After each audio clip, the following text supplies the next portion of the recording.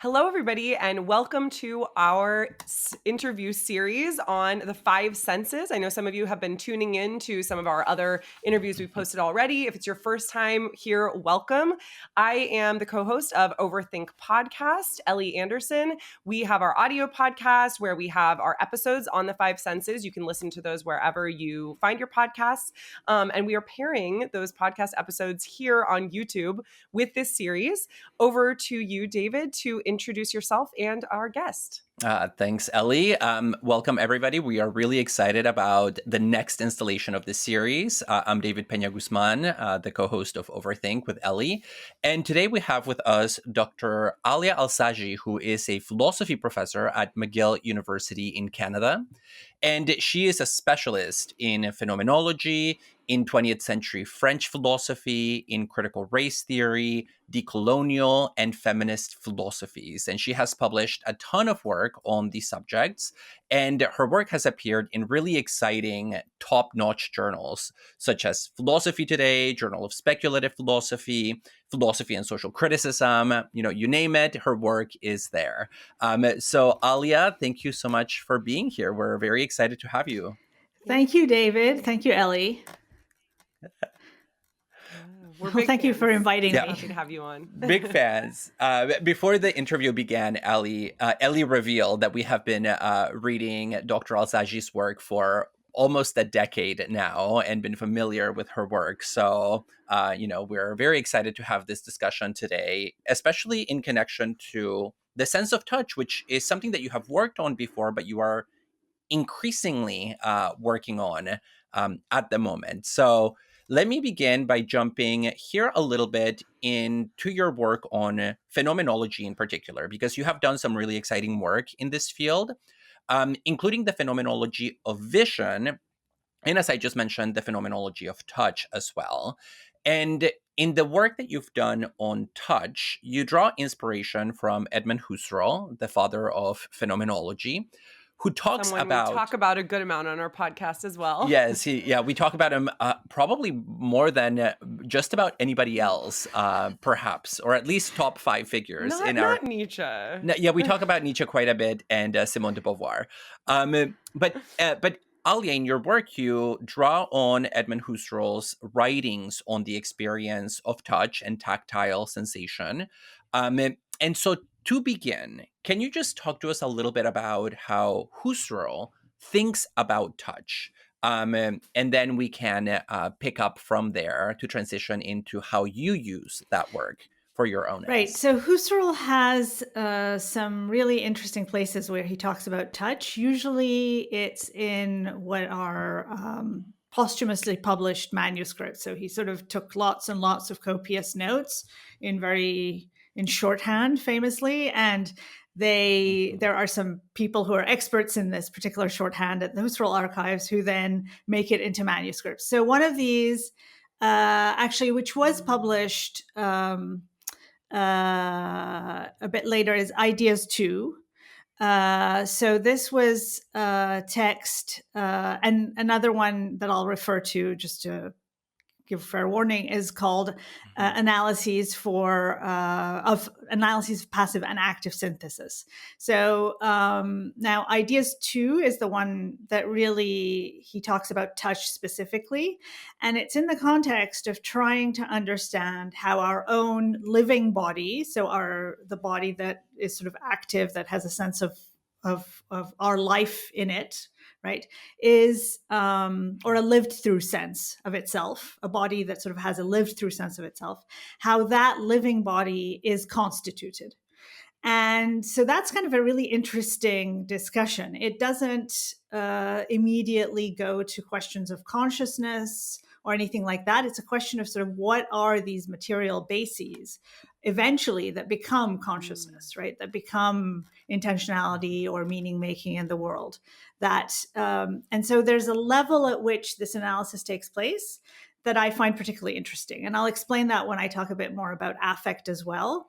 But basically, he has a chapter where he sort of says, okay, how can we understand our own sense, our own lived through sense of our bodies, right? So he doesn't take it for granted. And his response to this is through touch, right? And the point he has about touch is that touch is not a specialized sort of sense. It's not restricted to any one organ. In fact, it's all over whatever we would call our own bodies, whatever form that body takes, whatever.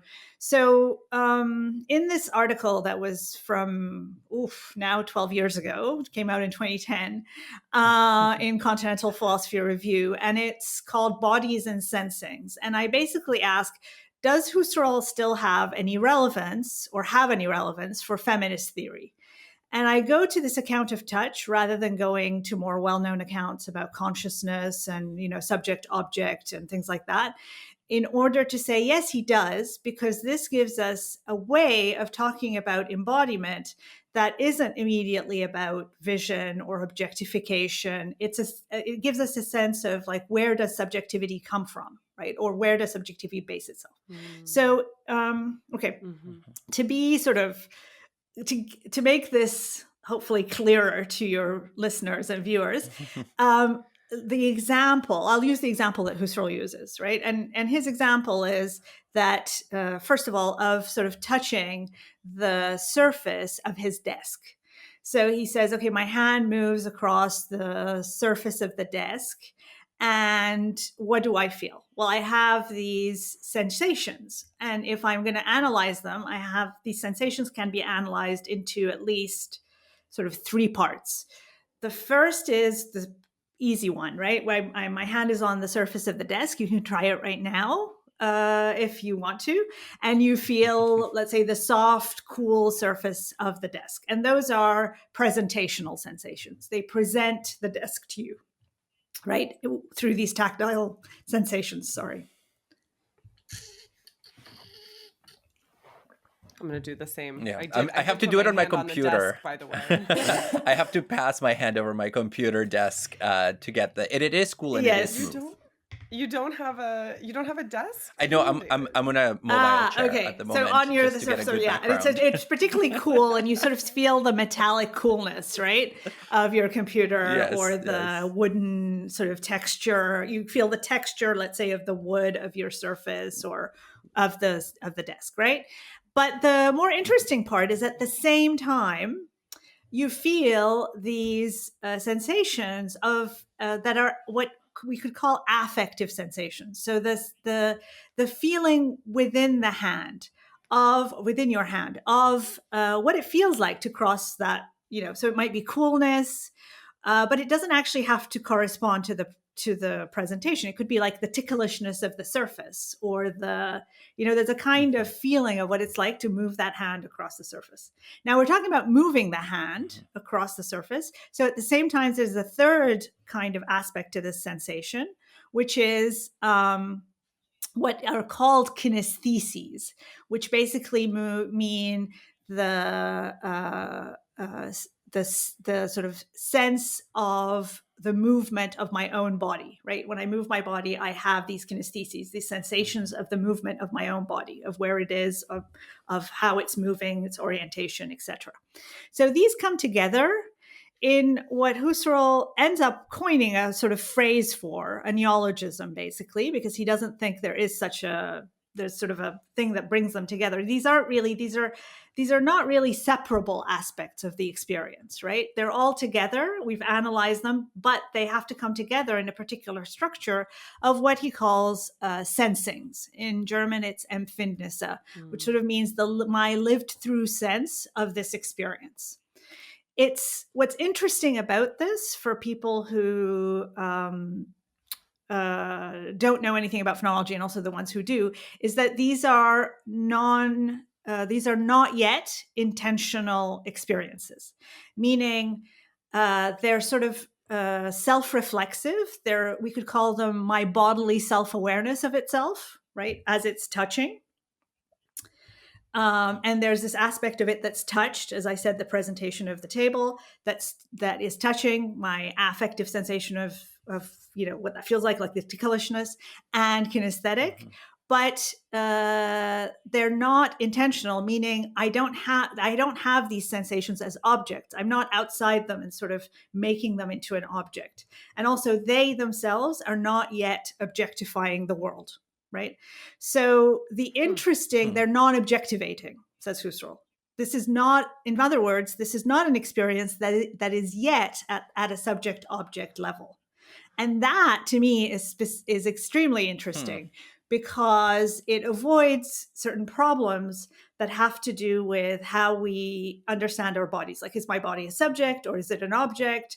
If it's a subject, what, and it's being objectified, will it still be a subject? This is famously a Sartrean thing, like if I'm seen, right? If I feel myself being objectified, am I still a subject kind of thing, right?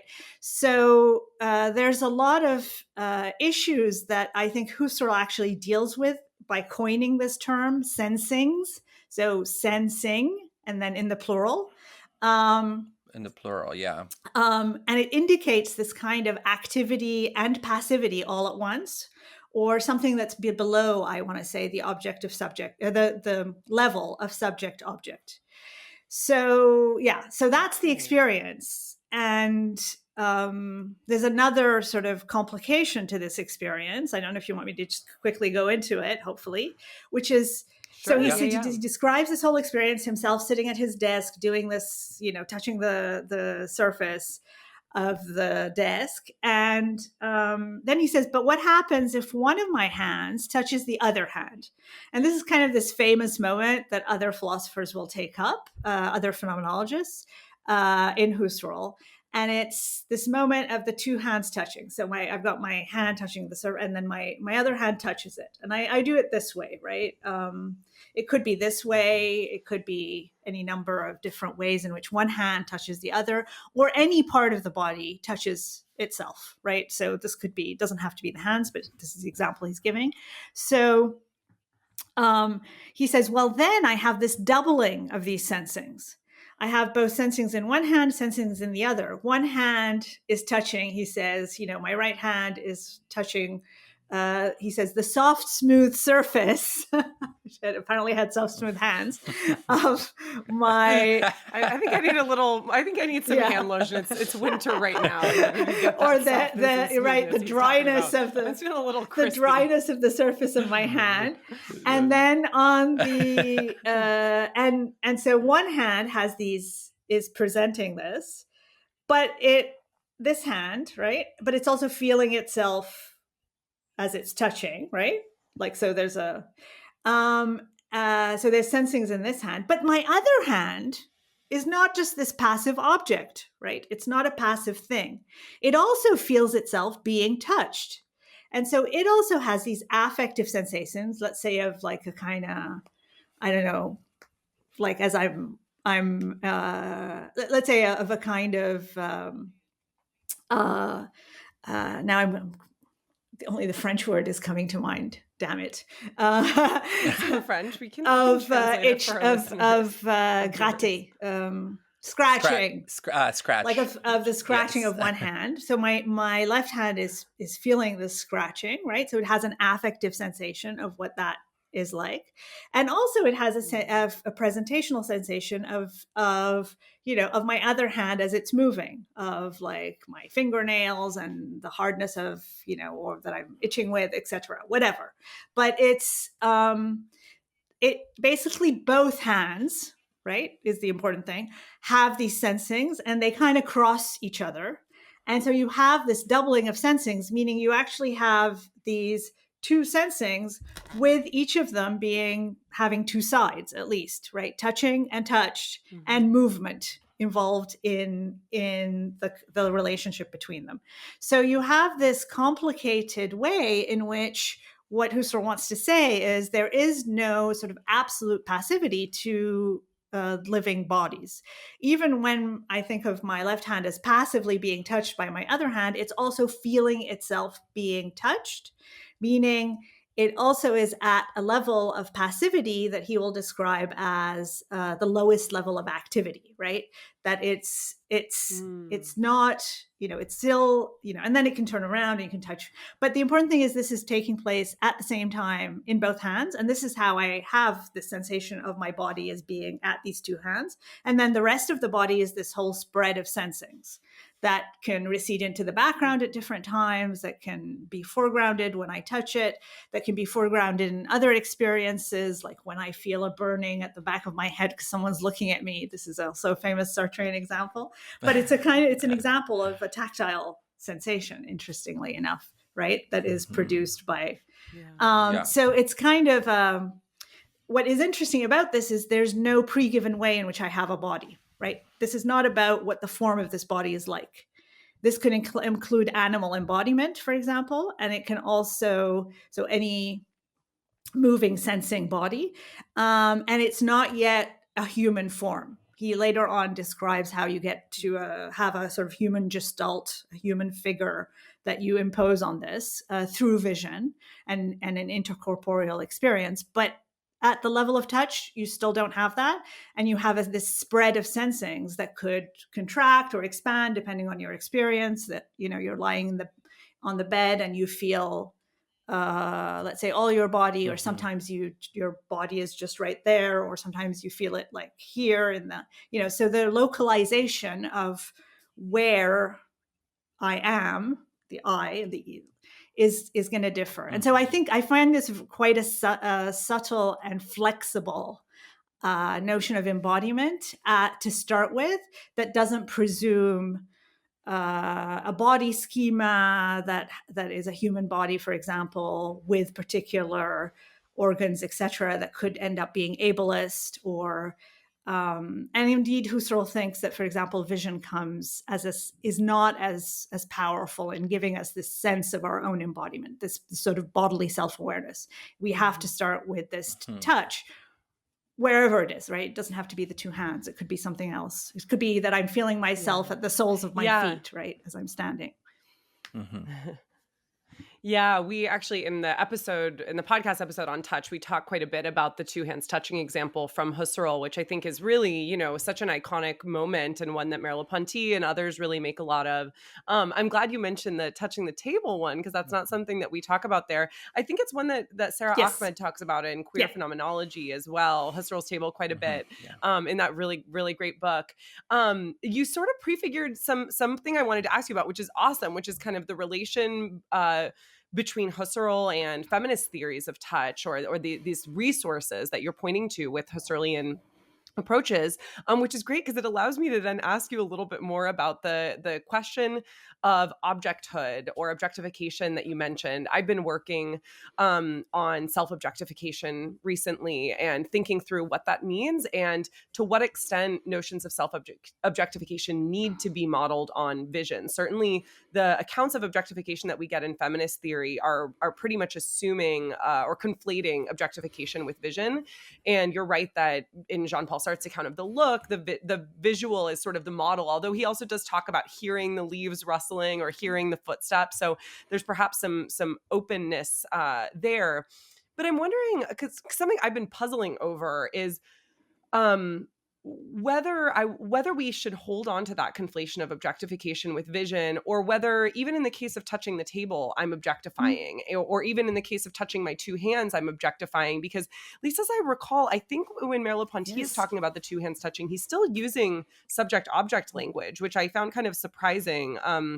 When he says that touch has less of a subject-object distinction than vision, but he implies that it still has some subject-object distinction. So I'd love to hear more about what you think about that question of objecthood and how it pertains to vision versus touch. Yes, so thank you for asking that, because it's one of the core reasons I think actually Husserl is more interesting. I'll say it, it's controversial, is more interesting than Merleau-Ponty here. People often assume that Merleau-Ponty is going to be the sort of more interesting, more open, more radical, more progressive, whatever. But sometimes there's these resources in Husserl, because Husserl is rethinking constantly and questioning himself in these texts in ways that the Merleau-Pontian text, which is sort of published and set, doesn't do. So in phenomenology of perception, Merleau-Ponty does take up exactly this example from Husserl of what are called double sensations. And he, you are completely right, sets it in the framework of subject-object, which, as I noted, is surprising, but also has made people go back to Husserl and read Husserl as if he were already saying, one hand is a subject, the other is an object. Husserl does not say this, right? Husserl is quite clear that, if you like, both hands are, in fact, this is prior to a subject-object distinction. It's taking place at an affective level that's pre-intentional. So we don't really have, without intentionality, we don't have those poles of subject-object yet, right? And these sensings are non-objectivating. They can become the ground for objectifications to take place, so intentionality to take place, and for me to then objectify the surface of the table or try to objectify my other hand.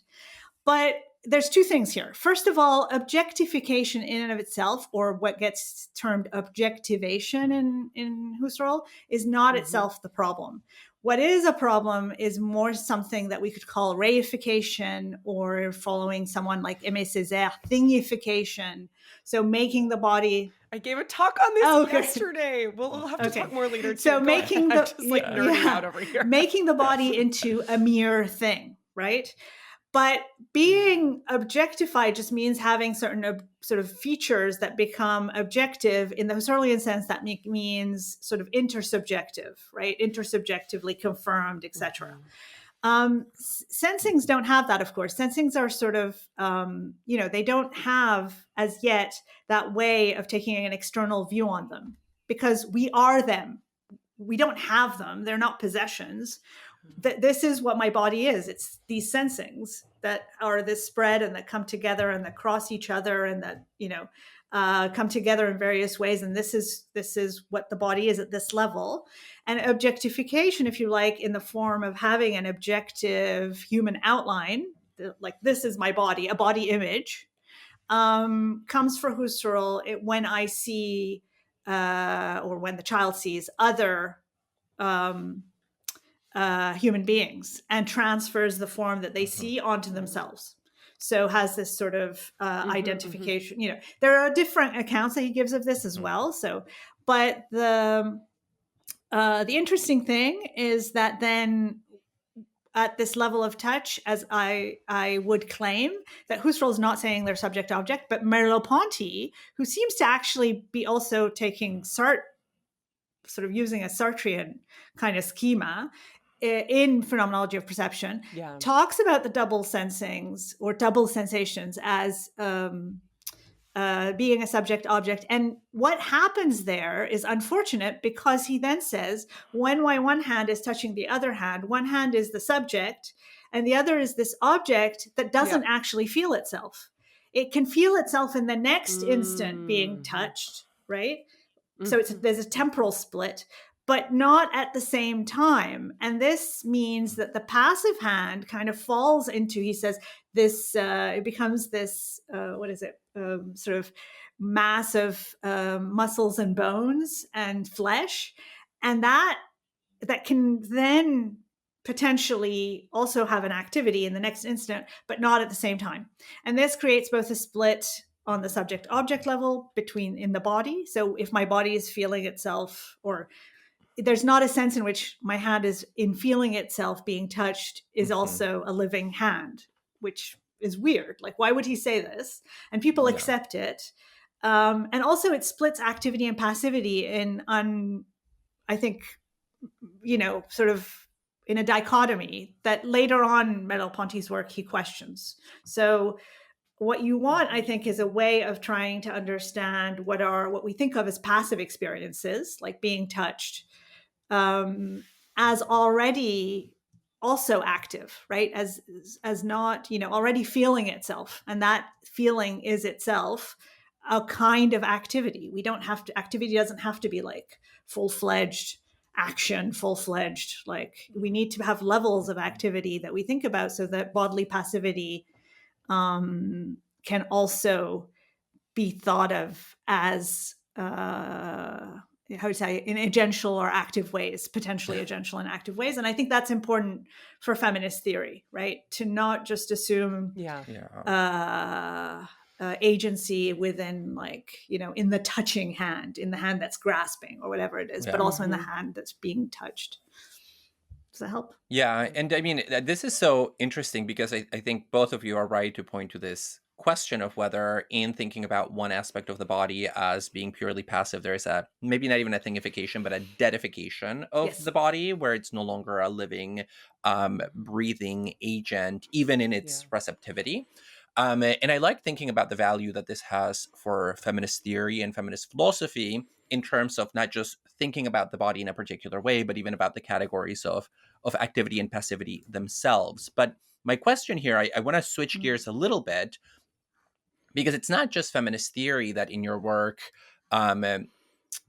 is presented as having resources in phenomenology. You also write a lot about race theory. And so a little bird told me that you are working on a couple of new books. Word on the street is they are in the pipeline. And in these works, in these books that you're working on, you are taking this phenomenological research in the direction of race theory specifically. And for that, you're leaning on the writings of the Martinican philosopher Frantz Fanon, who writes a lot about race and also about revolution. And I want to ask about the role that touch is going to play in this new work that you're doing on the experience of racialization. Because, when we think about race, we think of it as a visually coded trait of the subject, or at least something that is read visually, right? Like, I go into public space, how am I being seen by others? But of course, racialization is a very complex phenomenon that is not limited to vision, even though we tend to think about it in that way. So I'm dying here to deadification is happening to me through interest.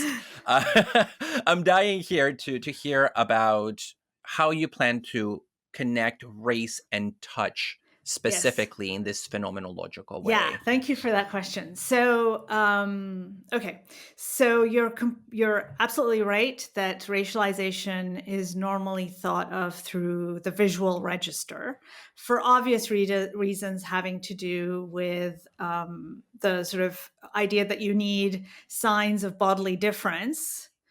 I would say perceptible signs of bodily difference, but not necessarily visual. But mostly people will refer to sort of visual signs of bodily difference for racialization to take place. They become the sort of proxy or excuse for racialization, right?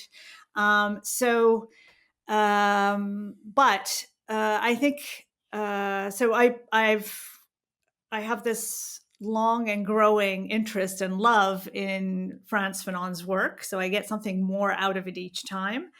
And I've been doing quite a bit of writing on Fanon, especially on temporality, but I wanted to sort of think about what his phenomenology distinctively was, not as something derivative from, former phenomenologists like Merleau-Ponty or Husserl, but as, in his own right. And in reading his text, usually there's this important chapter in Black Skin, White Masks called The Lived Experience of the Black, which is the book. Yeah.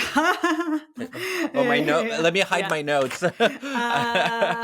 That is about describing, in some ways, and giving a kind of narrative but a non-linear narrative, really, of the experience of becoming, I would say, racialized, of being, we could say, being made into, or the attempt to be made into a mere thing, right?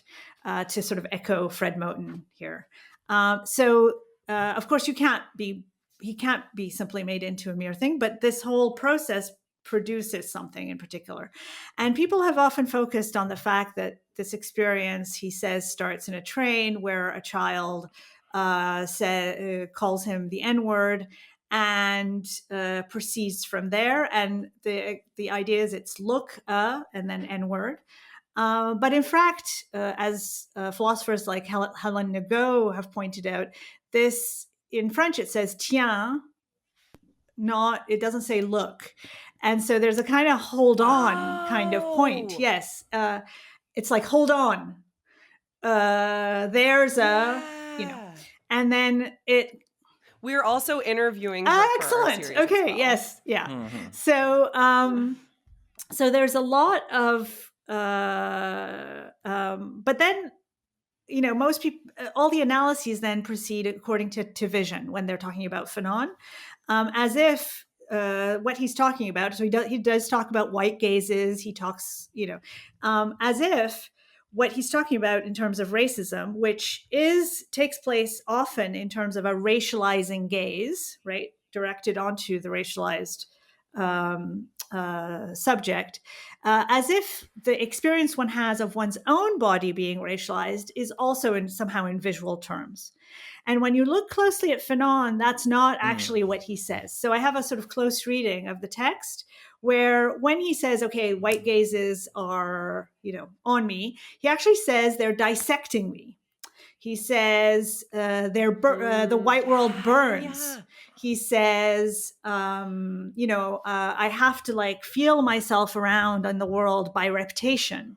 I have these antennae that start to feel the world. I have to contract. I think there's something about explosions. Yes, there's lots of explosions. Yes. Yeah, there's an explosion at the beginning, an explosion at the end of that chapter. So there's a lot of things that are about, yes, being seen, but the experience of being seen actually translates into all of these tactile, what I would call sensings.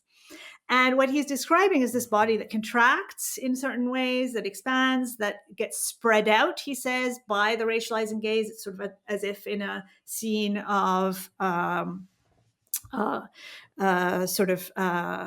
being drawn and quartered kind of thing, that has all of these really this violence, right, of racism, of anti-Black racism, gets felt in terms of, or translates into a tactile body in a certain way, right? And this is what he's giving there. He's not simply giving an account of himself being seen as if he would be the mirror, as if all of that he's experiencing is just the mirror of the violence. No, he's experiencing something much more, which is the depth of these tactile sensings, these movements, kinestheses, and these affects.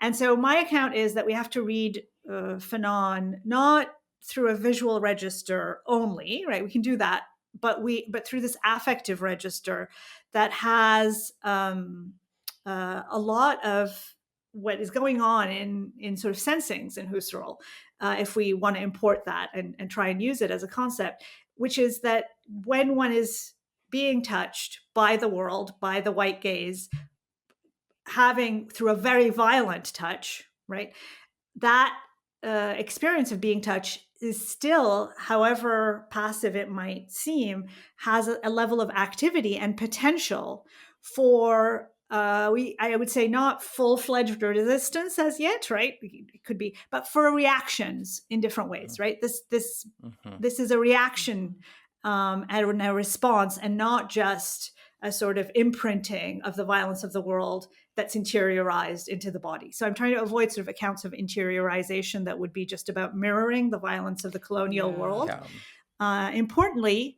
because we are much more than what colonialism makes of us. And in that much more is the sort of potential or basis for thinking then refusal, resistance, making something inventive out of this experience of oppression that is more than just what, like the sort of, that's my sort of way of going into it. And that's my reading, which I think is pretty original, actually. I don't think that's other people have brought that up. I can't wait for both of these books. No, and it seems like it's so much more faithful to the lived experience of racialization, because when we think about the act of being seen in that way, right, the racializing gaze, it's not as if those of us who have experienced that experience it as if we were spectators watching a visual scene unfold before us. It is something that freezes you. It's something that gives you a visceral gut feeling. It's something that we discuss in a different way in the episode, the podcast episode about touch, which is that the concept of force is not a concept from the visual world. It's a concept from the tactile world, right? In order to feel the force of something, it means to be either pressed or crushed by its weight.